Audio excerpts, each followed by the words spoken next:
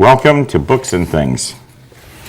We have a little something different today in that my guest speaker is Paul Barnes, who is a paid fireman and EMT from the town of Montville Fire Department. Welcome.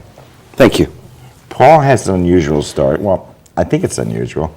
He wrote a book called When the Laughter Dies, a true account of a firefighter, EMT, and his struggle with PTSD. Up until that point, I didn't really realize that PTSD was worldwide and not just from the military, because that's the only thing you hear from is the military. So I thought it would be a good idea to have you come on and talk about it and discuss your book. Very interesting. It must have helped you heal a lot. Writing it helped heal. It brought up a lot of memories. Got a little tough while I was writing. It took me about 12 years to write it. Really? I started writing it about 10, 11 years ago, and I couldn't do anymore. Yeah. It was too much. I had to put it away, and I just got back into writing it again, and it just fell out of me, really. It just, it was a tough write, but I'm in therapy once a week, and speaking with my therapist, she helped me through it, and we got to where I am now. It's amazing. And it's the funny thing is, we were talking a little while ago something about the death of my son and the trauma that I went through. It took me 10 years to write my book. Mm-hmm.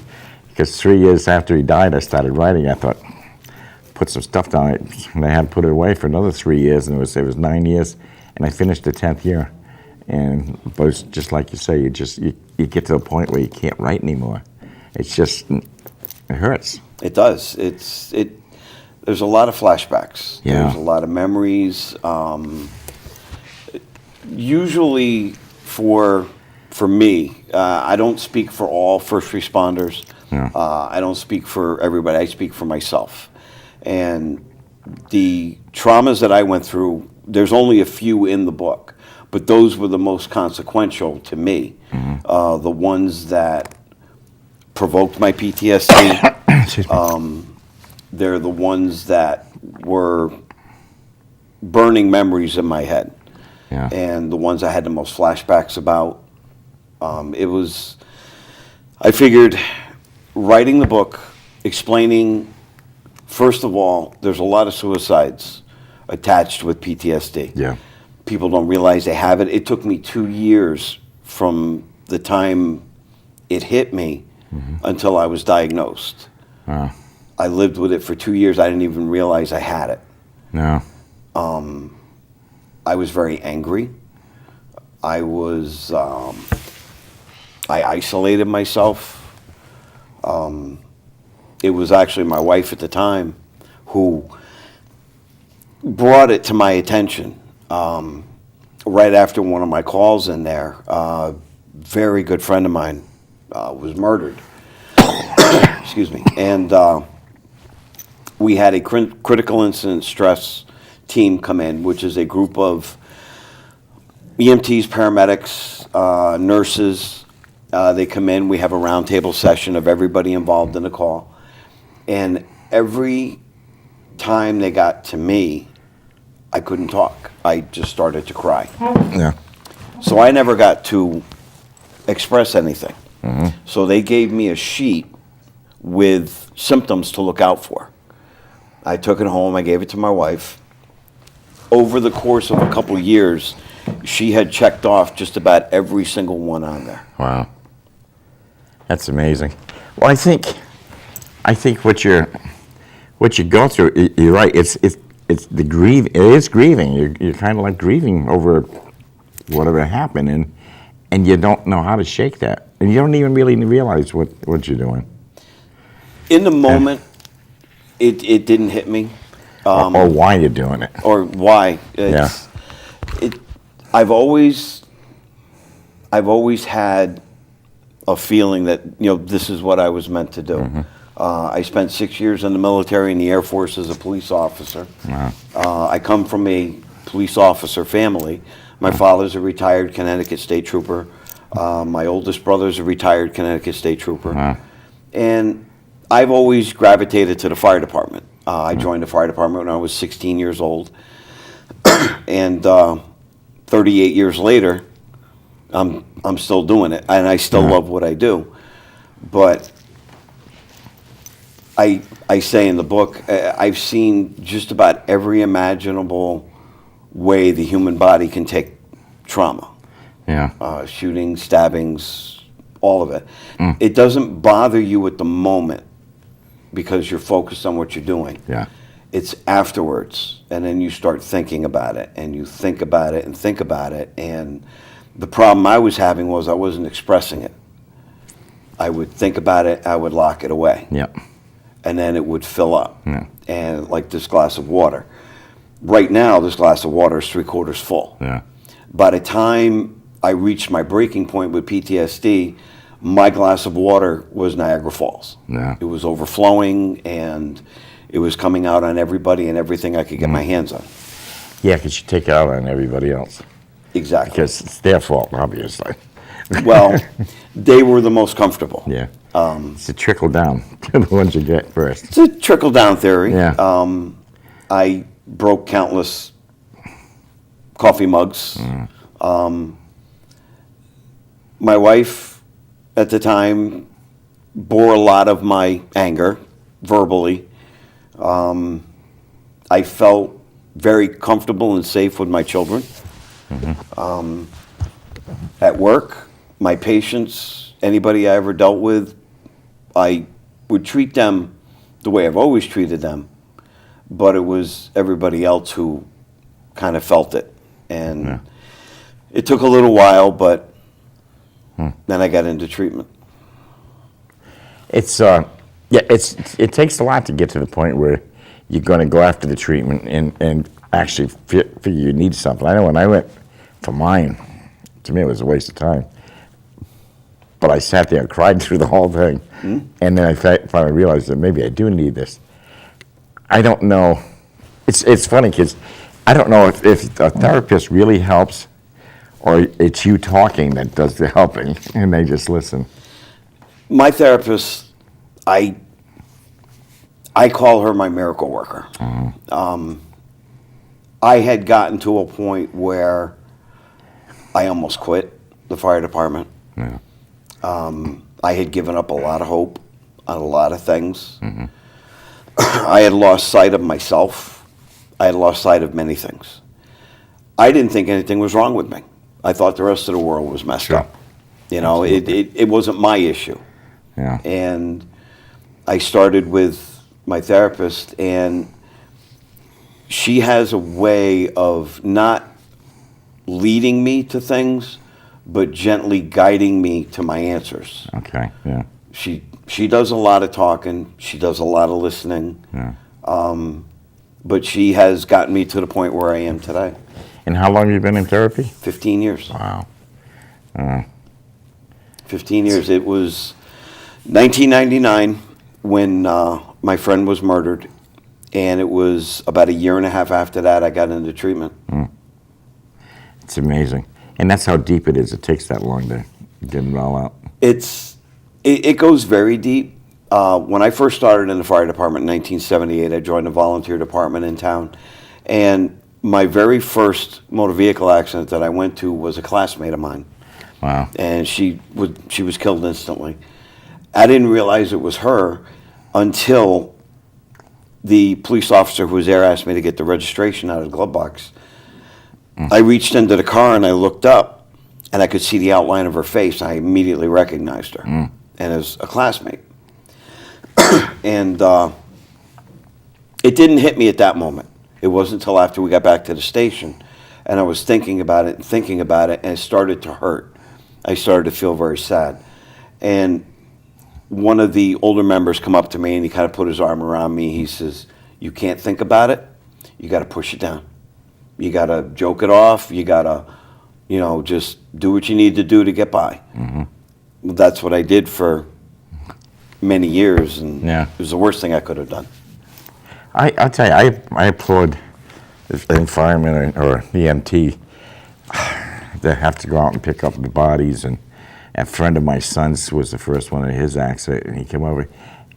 The kid was just so proud that he had done it. And I felt so sad that he did. Right. You know, but he was proud of it, and I don't know how you can do that. You pick up, the guy that runs the funeral home picked up my son's body to bring it home, and I couldn't do that. Everybody does different things.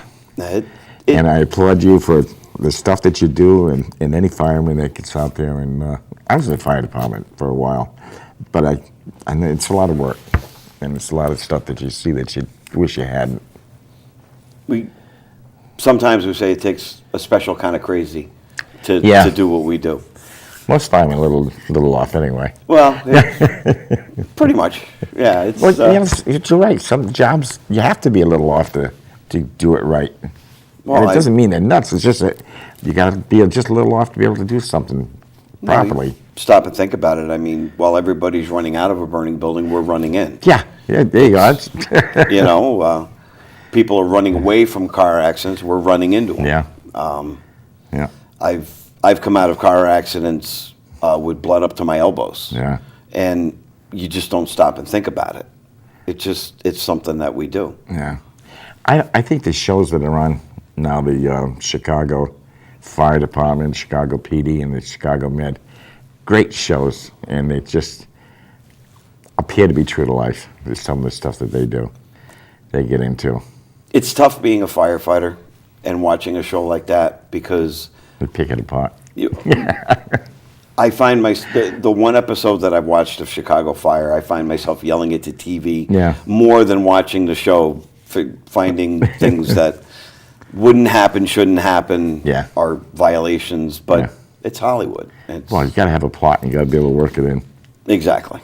But it's just, but it's interesting that you watch, a lot of it, obviously, it's not real, but you watch some of the instances and you think, it does happen. There's interesting things that happen. Yeah. I've had car accidents where you look at the scene and you stand there scratching your head. How did this happen? Yeah. How did these cars get in these positions? It's physics. But on the other hand, you get to save lives. It's every once in a while, pulling out and it's good. Yeah, it's satisfying on that aspect. Yeah. I've been able to assist in 2 births. Wow. I've had a couple of cardiac arrests that survived. Yeah. We administer EpiPens for allergic reactions, and I've administered quite a few where the people have come around and been very grateful, very thankful. Yeah. There's a satisfying end to it, absolutely. Yeah, it can't be all bad. And that's a part of it that. And the ambulances have come so far. It's not just pick a body up and bring it to a hospital anymore. I mean, you're treating them in there like a mini hospital, emergency room. Well, a lot of the ambulances now are classified mobile intensive care units. Yeah. We don't have paramedics on our ambulances, but we have paramedics that come to us from either Mohegan Tribal Fire Department or from Lawrence Memorial Hospital or from American Ambulance. Oh, yeah. And we'll meet them on the way to the hospital, and they'll be able to give advanced life support. And a lot of lives have been saved by doing that. It has come a long way. It has. It's amazing. I know in '54 I was in a Cadillac ambulance. Nice ride. But that was all we did. Right. You throw them in there, take them to the hospital. Drive as fast as you can. Yeah. And like I said, the Cadillac gave a nice ride though. But it's just, today is, I got shipped up to Yale, New Haven with a blocked artery. And my golly, it's just, everything is there. Mm-hmm. And isn't that a great thing? Like I said, I applaud you, and the training that you guys have to go through is phenomenal. It's never ending. No. And then there's certain things you can't do because it's not your level, and And Yeah, that's got to be tough too. we have a scope of practice. We can't go above that. That's where the paramedic comes in. Yeah. The paramedic can basically do everything a doctor can do in the back of an ambulance aside from surgery. Yeah. He can administer the same medications, start IV lines. We can all defibrillate patients.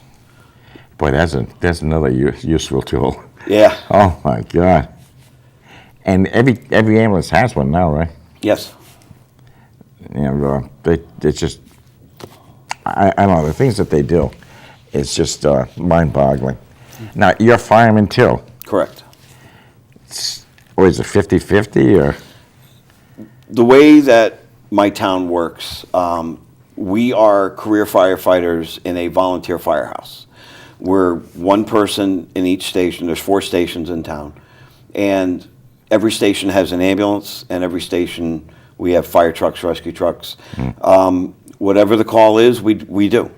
Okay. Fires, we take an engine. EMS calls, we take the ambulance. Wow. When I was in a firehouse, we used to have a fucking ladder fire truck that it was the 1930s, I think. God, it was old. But they, now things have changed and it's good. Now, when you were 16, Correct. you decided you wanted to be a fireman. I thought that was interesting that you decided you wanted to be an EMT first. Was it? Actually, the television show Emergency, Oh yeah. that was what made me decide I want to be a firefighter.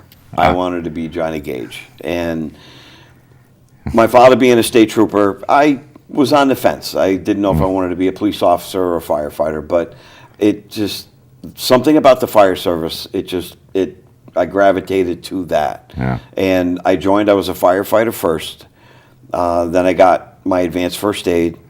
Then I went up to an MRT, which is a medical response technician, which they are now called EMRs, which is an emergency medical responder. Okay. And then I got my first EMT. Huh. So, Yeah, because so according to the book, you just worked your way right up and so you knew what you wanted. Oh, It wasn't a question of, oh, well, let me think. no, I pretty much knew what I wanted. When I was in the volunteer department, I worked my way up from a firefighter to assistant deputy chief. Wow. And I took a fire marshal's course. I was a certified fire inspector for 3 years, and then I went career. I got hired on in Montville, and that was 20 years ago. Wow. And I've been career now for 20 years. So even though you've had the PTSD, you've been able to still advance Yes. and do what you were appointed to do. Well, that's one of the reasons why I decided to write the book. Yeah. Aside from when I would go to a party, somebody would find out I was a firefighter, and the common question is, what's the worst thing you've ever seen? Oh, yeah. In the beginning, I would tell them, and then after a while, once I started into PTSD, the question of what's the worst thing you've ever seen was followed by me saying, why do I want to drag you into my nightmare? Yeah. Why do you want me to relive something I don't want to relive? Why do you want me to hand that off to you? I can't handle it. What makes you think you can? Yeah. So that's why I wanted to write the book. It's getting our word out there that, yes, the military, absolutely. A lot of guys coming back with PTSD. Yeah. A lot of guys are committing suicide. Yeah. Same thing with first responders.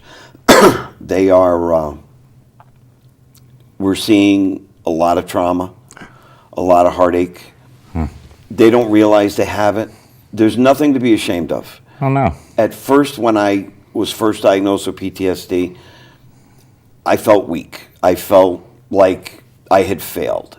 Here I was in this job where we're supposed to be brave and tough, and I weakened. And it's not about being weak. It's all about having a heart. Yeah. And if you have a heart and you care about this job, this is going to affect you. Plus, this is actually making you stronger. It's making me very strong Yeah. right now. I still have weak moments. I have good days. I have bad days. Yeah, that's But gonna happen. my bad days are very few and far between. I have more good days than bad. My bad days used to be bad weeks. Now they're maybe a bad couple of hours. Yeah. I used to do that. Bad days were, every day was bad. Yeah. And now it's just shorter. It's just as painful, but it's just a little shorter. Yeah. Now, you also are single now? Yes. And that's too bad. I was, I read that and I was hoping the guys would stay together. But sometimes things happen. Exactly. Yeah. You're still friends though. Oh, very much so. Now, how many Very kids much so. do you have? I have 2 children with her, and we get along very well. We co-parent beautifully. Yeah. She has an issue, she calls me. I have an issue, I call her. Oh, that's cool. She's still one of my biggest supporters. Yeah. Both my kids are. That's fantastic. Now, if somebody wants to buy this book, where do they go? It's available on Amazon.com, Okay. BarnesandNoble.com, and it's also an ebook on Barnes and Noble. And that's good. Or we can, you can send Paul a note. I'll have his email up there in a little bit, and you can send him a note. Or if you have any questions, please drop him a note. He doesn't read his email every day, but that's okay. I'll have to read it more. And, but no, he'd be happy to answer any questions. Maybe somebody out there has PTSD and would like to discuss it with him. Or, whatever. There are people helping people. And it's so important. And the other thing I found out, too, is talking about my son, talking about the loss, made me stronger. Because you're facing it constantly. Right. And I think that probably helps you, too. It does. I still have triggers. I still get flashbacks. Yeah. Triggers can be anything from a song on a radio Yeah. to responding to a call in one of the same areas where I'd had a call previously.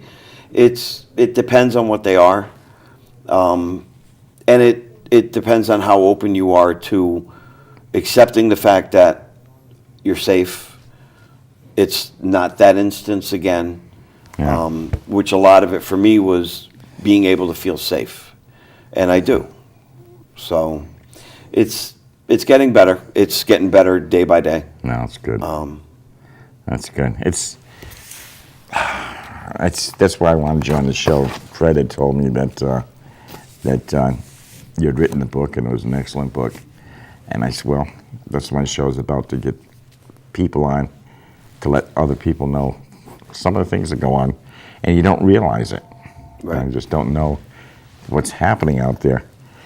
And like I said, I never even thought about PTSD in a fire department or anything else for that matter, and yet it's happening all the time. It's a perfect example would be the Station nightclub fire. Oh yeah. There's a person that I know who I just found out recently was working that night with West Warwick Fire, and he was one of the first ones there.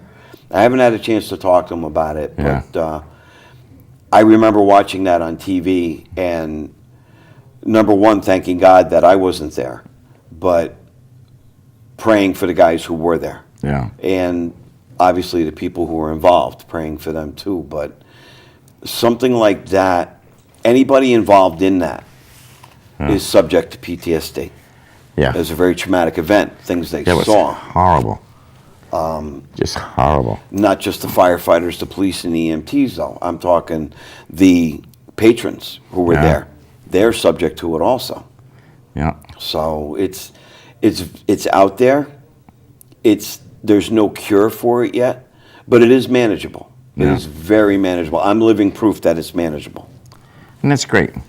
And I wish you luck with it. Thank you very much.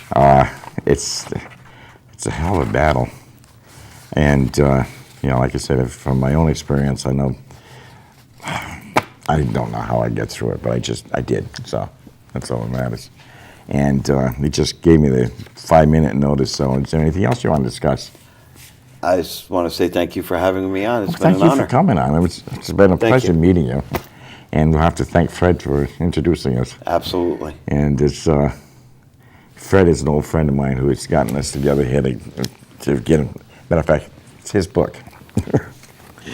But I think get the book. It's good reading.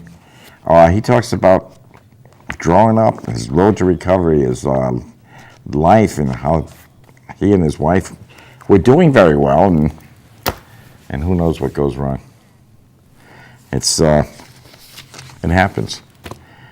I know. I've had a few wives myself. But anyway, next week, I've got Joanne Moore, who has written a book about losing a spouse. And it's not so much the grieving and everything she went through. It's, what do I do with all these bills? What do I do with a checking account? All this stuff that one of the spouses takes care of, and that one dies, and you're stuck with a mess. Where's the wills? Where's this? Where's that? So anyway, she's got this book out, and we're going to talk about that. Tomorrow, at the Park Duck VFW, we have fish and chips, scallops, and fritters and chowder. And so come on over. Last week, I think we served 250 or 280 people. That's a lot of people, a lot of fish and chips. And the nice thing is they have no stairs. We got ramps in, plenty of parking. So that's a Park Deck VFW. Starts at 3 o'clock and goes to 7. How'd you like that storm last night? My golly. And you and I slept through it. I slept through the whole thing. I did too, and I had a phone call. I was like, boy, what a storm. I said, what storm? Ben, there's a lot of people without power, and this is 2 storms in a row. Yeah. The last one was the snow and ice. That's a shame. And next, it's on for past shows, please go to sec-tv.org and press the button that says YouTube, and you'll see some, 60 shows on there. Every show that has been recorded here at the SEC studio is on, for the last year, is on the YouTube. So you can go in there and catch it. You can catch this show on probably Monday or Tuesday it'll be on. And so every other show is on there. So if you missed any shows, go on there. It'd be very interesting reading or watching. Winter is still here, folks, even though it's like 55 out there right now. What a crazy winter. No snow, and up until all of a sudden, bam, you get snow every other day, and now it's summer again. I know. I don't understand it. But the nights are still cold, and I think you should cuddle up with a good book. And if you want some titles to let me know, and I'll send you a bunch of titles, because we have authors coming in all the time. This is a good book, very good book. I recommend it. And cuddle up with a good book you should be reading. And I'll see you next week. Thanks for watching, and good luck. And thank you for coming on. Thank you very much. Ta-da!